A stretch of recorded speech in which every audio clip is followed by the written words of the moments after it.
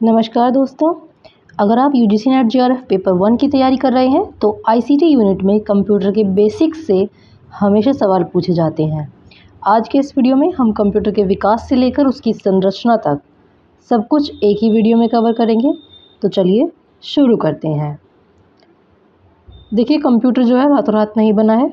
इसकी शुरुआत हज़ारों साल पहले हो गई थी। आइए देखते हैं। कंप्यूटर का विकास, इवैल्यूएशन ऑफ कंप्यूटर।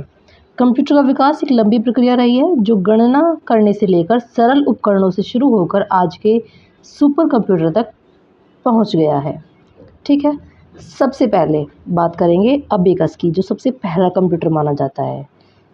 ठीक है, लगभग 5000 वर्ष पूर्व प्राचीन बेबीलोनिया में विकसित इसे पहला गणना उपकरण माना जाता है। यह आज भी कुछ स्थानों पर प्राथमिक शिक्षा में उपयोग किया जाता है। ये भी एक कंप्यूटर की तरह ही माना जाता है। इसी सीक्वेंस में जो है कंप्यूटर का विकास हुआ है, कंप्यूटर बना है। दूसरा है नेपियर्स बोन्स। 1617 में जॉन नेपियर द्वारा आविष्कार किया गया। यह उपकरण गुणा और भाग जैसी जटिल गणनाओं को आसान बनाने के लिए इस्तेमाल किया जाता था। तीसरा है पास्कलाइन।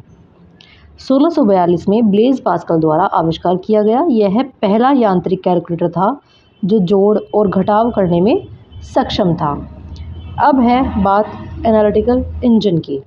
1837 में चार्ल्स बेबेज द्वारा प्रस्तुत यह आधुनिक कंप्यूटर का वैचारिक आधार माना जाता है। इसमें इनपुट, प्रोसेसिंग, आउटपुट और स्टोरेज जैसी आधुनिक विशेषताएं थी। बेबेज को कंप्यूटर का जनक कहा जाता है। बात करेंगे अब एनिएक की। एनिएक 1946 में विकसित यह पहला पूर्ण इलेक्ट्रॉनिक डिजिटल कंप्यूटर था। यह बहुत बड़ा था और बड़ी मात्रा में बिजली की खपत करता था। ठीक है, ये था पहला इलेक्ट्रॉनिक डिजिटल कंप्यूटर। अब बात करेंगे यूनिवैक की।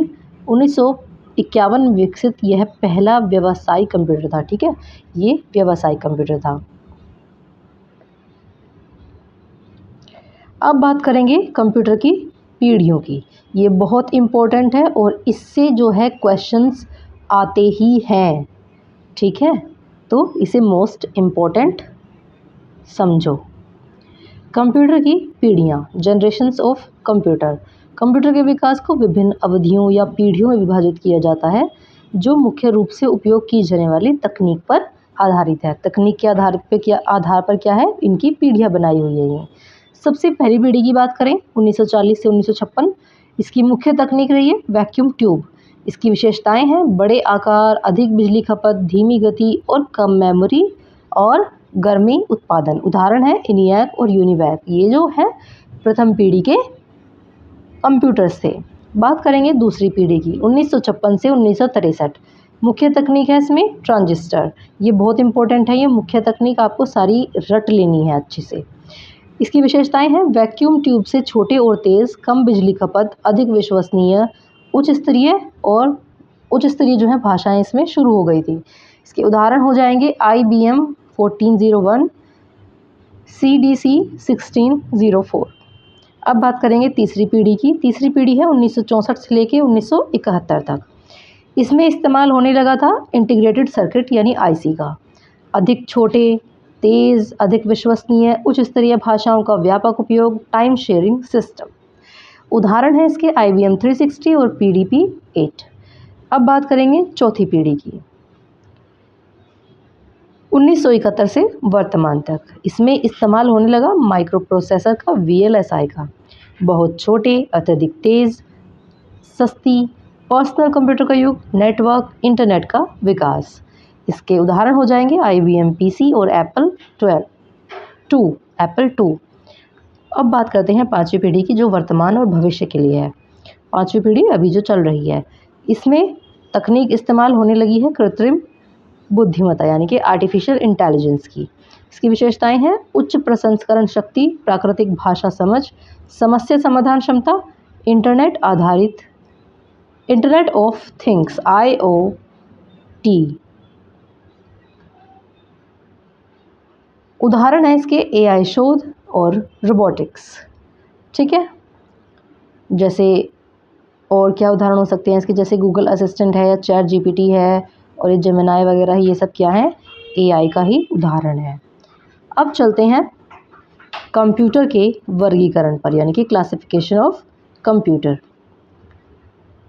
देखिए काम और आकार के आधार पर जो है कंप्यूटर अलग अलग प्रकार के होते हैं। आइए देख लेते हैं कि कंप्यूटर कितने प्रकार के होते हैं और क्या क्या है उनके प्रकार।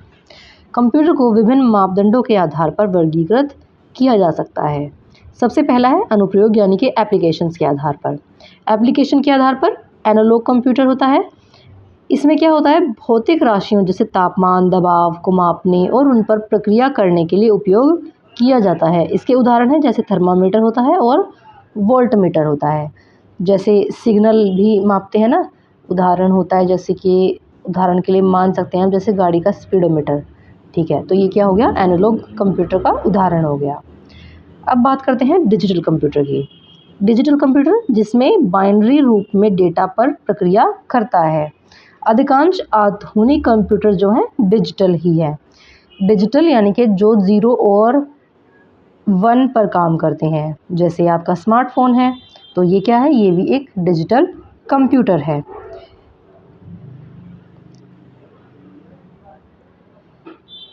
तीसरा है हाइब्रिड कंप्यूटर। एनालॉग और डिजिटल दोनों विशेषताओं का संयोजन लिए हुए क्या है, हाइब्रिड कंप्यूटर। इसका उदाहरण है जैसे चिकित्सा के उपकरण होते हैं, जैसे ईसीजी मशीन होती है। ठीक है, इसमें क्या होता है, दोनों का मिश्रण होता है। जैसे पेट्रोल पंप की मशीन जो तेल यानी कि तेल को मापती भी है तो वो एनालॉग है, और पैसे भी दिखाती है यानी कि उसमें बाइनरी डेटा का भी यूज़ हुआ है, तो डिजिटल भी है।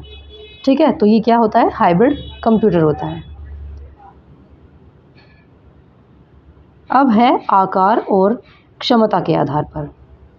ठीक है, आकार और क्षमता के आधार पर, यानी कि साइज एंड कैपेसिटी के आधार पर। सबसे पहले है इसमें सुपर कंप्यूटर, सबसे शक्तिशाली, तेज़ और महंगे कंप्यूटर। वैज्ञानिक अनुसंधान, मौसम पूर्वानुमान और रक्षा में उपयोग किए जाते हैं। जैसे आपके घर का पीसी होता है, सुपर कंप्यूटर ही है। दूसरा है मेन फ्रेम कंप्यूटर, बड़े संस्थानों द्वारा भारी डेटा प्रोसेसिंग के लिए उपयोग किया जाता है। जैसे बैंकों का बड़ा डेटा संभालने वाले कंप्यूटर होते हैं ना, मेन फ्रेम कंप्यूटर, वही होते हैं। तीसरा है मिनी कंप्यूटर, मेन फ्रेम से छोटे लेकिन पर्सनल कंप्यूटर से अधिक शक्तिशाली, जैसे कि ऑफिस के सर्वर वगैरह होते हैं। अब है micro computer, personal computer, PC, laptop, tablet आदि।